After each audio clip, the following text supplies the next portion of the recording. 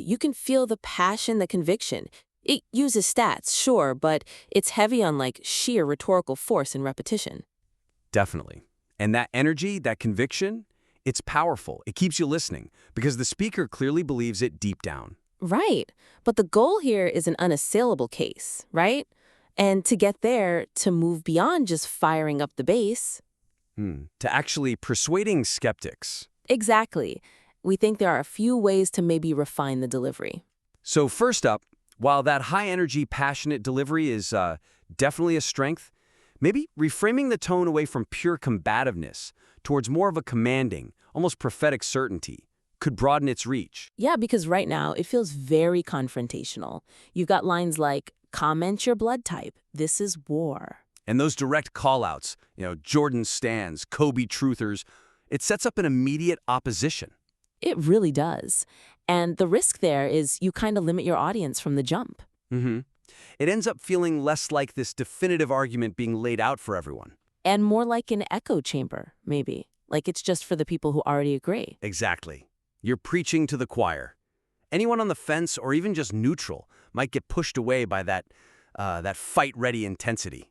So how do you keep that fire, that passion you mentioned, Stephen A., Shannon Sharp vibes, but maybe dial back the direct combativeness?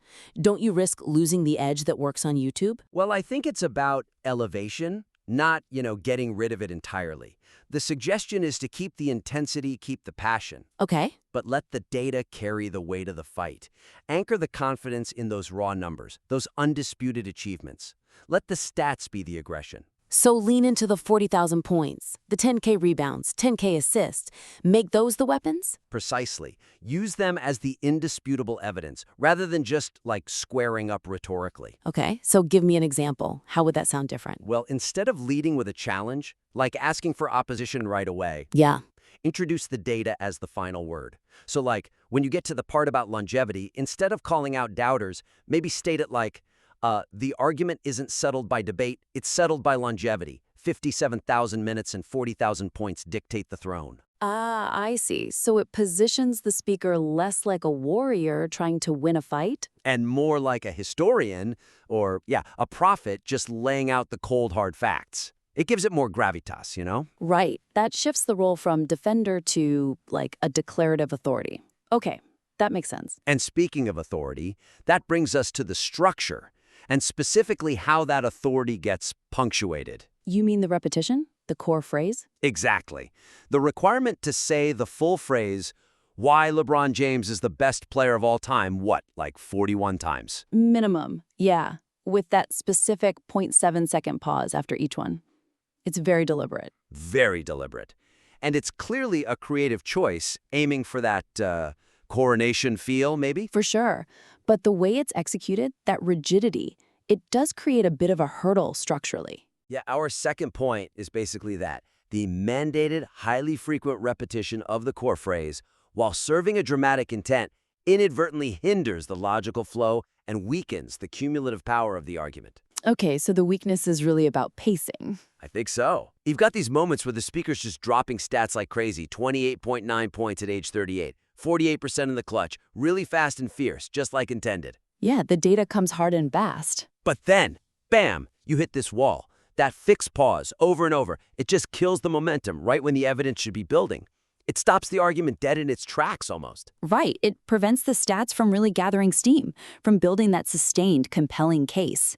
It feels like stop, start, stop, start. Like you're constantly being pulled out of the flow of the argument just to hit this required beat. Exactly. So the suggestion is not to ditch the phrase entirely, obviously it's central. Right, it's the core. But maybe use it more strategically. Keep the full, regal repetition for the beginning and end of major sections, for emphasis. Okay. But within the deep dives, maybe use thematic variations or shorter affirmations to keep the speed up. The idea is the passion should build into the statement. Instead of stopping the passion for the statement. You got it. So where would you use the full stop? And where would you vary it? Give me a concrete example. Okay, think about the all-around apocalypse part. The focus is that 1 through 5 versatility, the stats, guarding everyone from Durant to Draymond. Right, the cheat code stuff. Yeah, let the intensity build there. Focus on the data. Maybe use phrases like, "That's pure basketball omnipotence," or "The GOAT case is right there," just to keep it moving fast. Keep the argument firing. Exactly. And then, when you summarize that whole section's point, that's when you hit them with the slow, dramatic, paused repetition. And that's another reason why LeBron James is the best player of all time.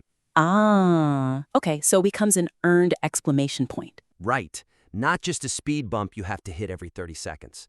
It makes the core phrase feel climactic, not just required. That makes a lot more sense for flow. Okay, moving to the actual substance then. The goal is unassailable. A high bar. And we both know the biggest counterargument, the one that always comes up, is Jordan's 6-0 finals record. The trump card for many. The piece tackles this in the Rings and Era War section, making that bold claim. 4 rings in that era, 6 in the 90s. Which is exactly the kind of provocative take you need for this argument. It's necessary. Agreed. But here's the third point. For an unassailable case, the material needs to dedicate more focused energy to systematically dismantling that specific 6-0 counterargument, rather than just relying on quicker contextual points. So the weakness isn't the claim itself, but maybe the depth of the evidence supporting it? Yeah, exactly. It mentions things like the expansion-era Bulls versus facing the 73-9 Warriors. That's good context. But maybe not quite enough? Right. It might not be robust enough to really sway someone who genuinely holds that 6-0 record as, like, the ultimate proof. The person who thinks ring count imperfection just ends the debate. It leaves a bit of a gap, persuasive-wise. It does. So the suggestion is to get more proactive, more direct in tackling the 6-0 perfection idea. How? By comparing specific final series? Talent gaps? Yes, precisely. Compare the actual talent disparity, the strategic pressure faced in specific finals. Go beyond just general era talk. Really focus on the difference between winning maybe as a favorite or against comparable teams. Versus winning as a significant underdog against teams literally built to be super teams. That's the core of it. Making the case that LeBron's rings actually weigh more needs, like, surgical evidence. Okay, so how do you do that without getting bogged down in a super dry historical analysis? Keep the Monaco feel? Use the facts already in the material, but sharpen the focus. That point about the 2015-18 Warriors, the 73-9 team plus KD, that needs to be the anchor. Right. Represents maybe a greater degree of difficulty than going undefeated against the competition in the 90s league structure. Exactly. It's about the difficulty coefficient, not just the win-loss record. And use that list of finals opponents, the 2011 Mavs, those Warriors teams. Don't just list them. Make them exhibit A, B, and C for the degree of difficulty argument. Yes. Use that list to prove the thesis that his rings weigh more because of who he had to beat. Show that Jordan's 6-0, while legendary, might reflect a different kind of league parity. Whereas LeBron's 4-6 is maybe evidence of constantly battling uphill against superior dynasty-level opposition. That kind of focused, systematic comparison, that's what could potentially make the case feel truly unassailable to more listeners. Okay, that makes sense. So, just to recap the main points for improvement here, we're talking about maximizing the persuasive power. Right. 3 key areas. First, refining that combative tone, shifting it slightly so the data provides the authority, not just the antagonism. That helps broaden the audience. Let the 40,000 points be the declaration, essentially. Second, managing the repetition of that core phrase more strategically.